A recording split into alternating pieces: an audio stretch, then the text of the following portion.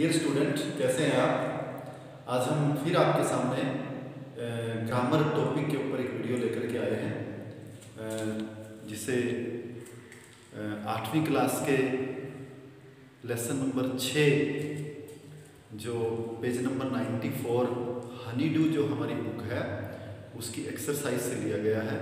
ये हमारा नवंबर का ग्रामर का टॉपिक भी है और हमने इसको 6th, 7th और 8th सभी के लिए तैयार किया है। आज की हमारी जो वीडियो है आशा करते हैं आपको पसंद आएगी। चलिए हम अपनी वीडियो पे जो है डिस्कस करते हैं। देखिए, द वर्ब आज का हमारा टॉपिक है, द वर्ब, और वर्ब को हम हिंदी में क्रिया कहते हैं। व्याकरण का हमारा टॉपिक है क्रिया। आप सभी ने इसको हिंदी में अच्छी तरह से पढ़ा है कि वर्ब जो है वो क्रिया कहलाती है। फिर बच्चा इस बात में उलझ जाता है कि क्रिया होती क्या है।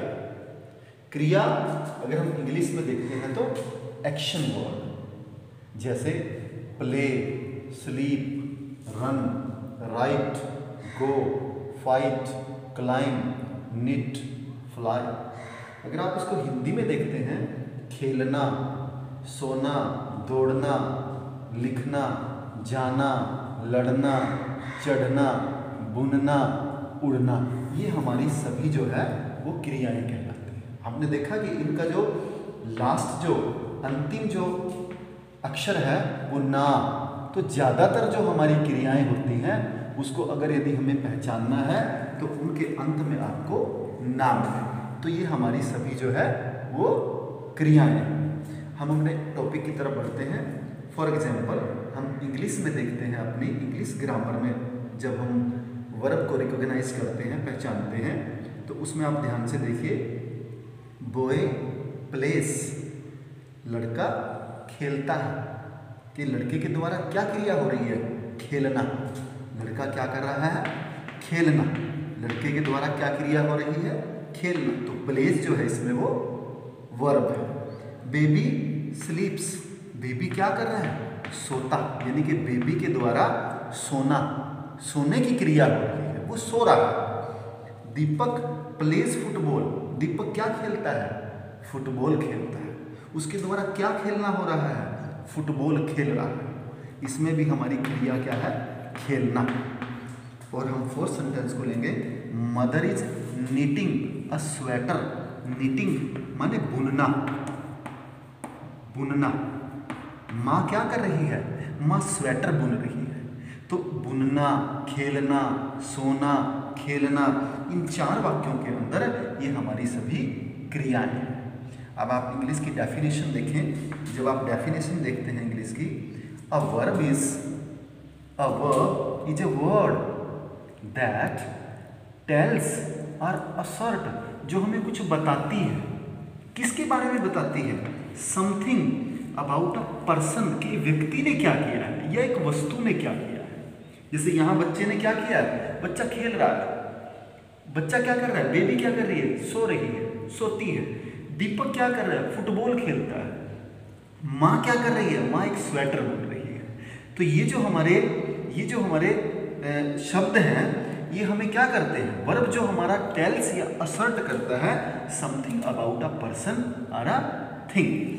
तो हमारी जो क्रिया है, हम क्रिया के बारे में एक छोटी सी हमारी ट्रिक भी होती है। यदि हमारे पास एक वाक्य है और हमें सेंटेंस में अपनी एग्जैक्ट जो है हमने वर्ब को ढूंढना है, तो जब हम उसमें 2 प्रकार के क्वेश्चन करते हैं, हमारे 2 शब्द हैं, एक व्हाट और दूसरा whom।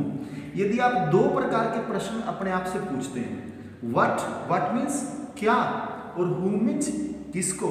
यदि किसी वाक्य के अंदर आपको इन 2 शब्दों के उत्तर आसानी से मिल जाते हैं तो आपको क्रिया को ढूंढने में आसानी हो जाती है। जैसे मैं फॉर एग्जांपल एक इसमें वो सेंटेंस लेते हैं, बेबी प्लेस। आप देखो, क्या, बेबी क्या कर रहा है, लड़का क्या कर रहा है, हम बोलेंगे लड़का खेल रहा है। तो खेल क्या हो गया, क्रिया हो गई। दूसरा whom, इसमें सेंटेंस ले, दीपक प्लेज फुटबॉल। दीपक क्या खेलता है, दीपक फुटबॉल खेलता है, फुटबॉल खेलता है। तो इसमें भी क्या हो गया, खेलना क्रिया हो गई। आगे हम इसके वर्ब, हमारी दो प्रकार की वर्ब होती है, एक ट्रांजिटिव वर्ब होती है और दूसरा इनट्रांजिटिव। ट्रांजिटिव मीन्स सकर्मक क्रिया, हिंदी में आपने देखा है सकर्मक, साथ कर्म के साथ, माने ऐसी क्रिया जिसमें कर्म जो है वो साथ लगा हुआ होता है। इनट्रांजिटिव अकर्मक, कर्म रहित, माने जिसमें कर्म की जरूरत नहीं होती है। इंग्लिश में देखते हैं तो ऑब्जेक्ट, जिसमें ऑब्जेक्ट की जरूरत होती है और जिसमें ऑब्जेक्ट की जरूरत नहीं होती है वो हमारी अकर्मक क्रिया होती है। ये ऑब्जेक्ट जिसमें हमारा ऑब्जेक्ट होता है। ट्रांजिटिव वर्ब को मैंने इंग्लिश में डेफिनेशन लिखी है, a verb require with direct object. Intransitive verb, a verb does not require a direct object. इन दो को समझने के लिए ट्रांजिटिव वर्ब और इनट्रांजिटिव वर्ब को हम अपने जो पहले वाले एग्जांपल हैं हम उस पर चलते हैं। अब फर्स्ट एग्जांपल को देखिए। फर्स्ट एग्जांपल को, बॉय प्लेस, लड़का खेलता है। लड़का क्या कर रहा है? खेल रहा है। अब इसमें जब आप देखते हो कि प्लेस जो है खेलता है, लेकिन सिर्फ खेलता है, आपको एक ही उत्तर मिला है, बच्चा क्या खेलता है। ये आपके पास जवाब नहीं है, क्या करता है बच्चा? बच्चा खेल रहा है, बॉय प्लेस। इसके अंदर आपका ऑब्जेक्ट नहीं है, तो ये हमारी इनट्रांजिटिव, ये क्या है? इनट्रांजिटिव वर्ब है, इसमें इनट्रांजिटिव वर्ब है। आगे देखिए, बेबी स्लीप्स, बच्चा सोता है, ये भी हमारी क्या है? इनट्रांजिटिव वर्ब है, इनट्रांजिटिव वर्ब। अब आगे देखिए, दीपक प्लेज फुटबॉल, इसमें आप देखिए दीपक खेलता है। जब सब्जेक्ट जो है कुछ कार्य को करता है, जो उसने काम किया है, अगर उसका प्रभाव सब्जेक्ट पे पड़ता है तो वहां हमारी ट्रांजिटिव वर्ब होती है। दीपक खेलता है, क्या खेलता है? जब हम क्या खेलता है तो बोलेगा फुटबॉल खेलता है। तो यहाँ पर ये जो हमारा डायरेक्ट ऑब्जेक्ट है, ये हमारा डायरेक्ट ऑब्जेक्ट है, तो ये हमारी ट्रांजिटिव वर्ब है, ये हमारी ट्रांजिटिव वर्ब है। नेक्स्ट एग्जाम्पल देखें, mother is knitting a sweater, माँ बुन रही है।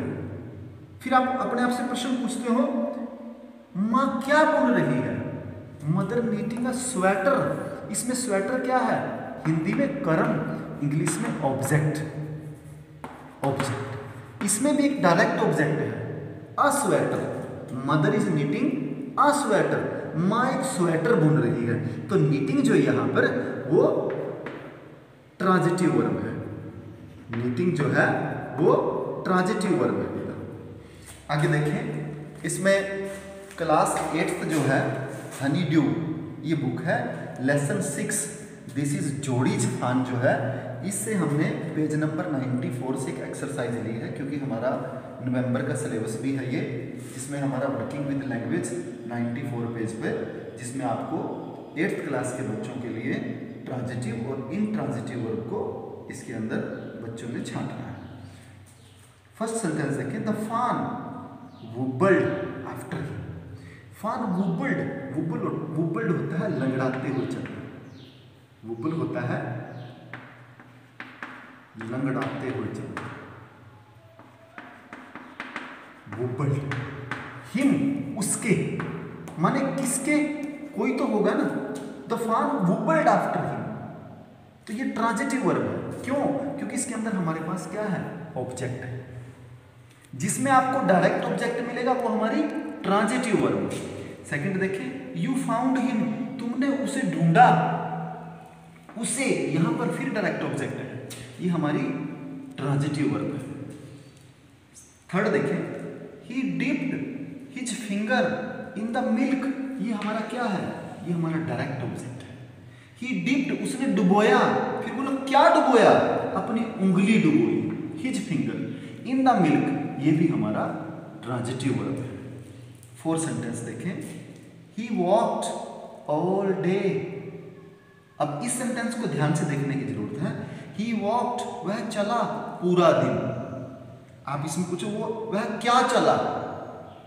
जब आप अपने आप से प्रश्न पूछते हैं वह क्या चला, क्या मीन्स कुछ नहीं, इसका कोई आंसर नहीं आया, सिर्फ वह चला, पूरा दिन चला। तो पूरा दिन तो हमारा एडवर्ब है, पूरा दिन चला। ही वॉक्ड, तो ये हमारा इंट्रांजिटिव वर्ब है क्योंकि इसमें कोई भी डायरेक्ट ऑब्जेक्ट नहीं है। ही वॉक्ड, वह चला, तो वॉक्ड जो है इसके अंदर वो इंट्रांजिटिव वर्ब है, अकर्मक क्रिया। पांचवा सेंटेंस देखें, its legs hang limply, limply, its hang, hang मैंने लटक गई, उसकी टांगें लटक गई, लिंपली जैसे लटक जाती हैं टांगें। इट्स लेग्स हैंग लिंपली, लिंपली भी यहाँ पर एडवर्ब है, लिंपली क्या है, एडवर्ब है, ये भी क्रिया विशेषण है। उसकी टांगें लटक गई, क्या लटक गई, क्या तो टांगें लटक गई, किसको लटक गई, दोनों का उत्तर नहीं है, तो ये भी हमारा इंट्रांजिटिव वर्ब है। छठा देखें, द फान लिफ्टेड इट्स नोज, फान ने लिफ्टेड कर लिया, उठा लिया। अब जब हम पूछते हैं क्या उठा लिया, क्या, नाक उठा लिया, क्या उठा लिया, नाक। किसको उठा लिया, किसको, किसको उठा लिया, नाक को उठा लिया। जब हम दो प्रकार के इस प्रकार के प्रश्नों के उत्तर हमें मिलते हैं तो ये हमारा इसके अंदर ऑब्जेक्ट है। जब हमें डायरेक्ट ऑब्जेक्ट मिलता है तो ये भी वाक्य हमारा, ये ट्रांजिटिव वर्ब का क्या है, ये भी हमारा वाक्य ट्रांजिटिव वर्ब का है। तो ये आज जो है इस वीडियो के अंदर आपने देखा कि वर्ब जो है वो ग्रामर का, व्याकरण का एक ऐसा भाग है, ये पार्ट ऑफ स्पीच का ऐसा भाग है जिसे हमें वाक्य की यदि जानकारी है और उसके अंदर हमें वर्ब का पता नहीं है तो हम उसको बेसिक्स उसका ठीक नहीं मानते। तो आप वर्ब क्या होती है, वर्ब के 2 टाइप्स होते हैं, ट्रांजिटिव वर्ब, इंट्रांजिटिव वर्ब। और 8th क्लास के लिए स्पेशली जो 94 पेज पर जो एक्सरसाइज है हनी ड्यू लेसन 6 के अंदर, उस एक्सरसाइज को आप कंप्लीट करें और इस वीडियो को आप ध्यान से देखें। ये निश्चित रूप से जो है वर्ब को समझने में आपकी मददगार साबित होगी। और कोविड-19 के अंदर जो अब तेज़ी से संक्रमण फैल रहा है उसके प्रति भी आपका ध्यान आकर्षित करवाना चाहता हूँ कि उसमें आप निश्चित रूप से सोशल डिस्टेंसिंग का पालन करें और वियर अ मास्क रेगुलर, आप रेगुलरली जो है मास्क का प्रयोग करें और अपने हैंड को जो है बार बार सैनिटाइज करें और स्वयं की भी सुरक्षा करें और दूसरों को भी सुरक्षित रहने के लिए उनकी मदद करें। Thank you.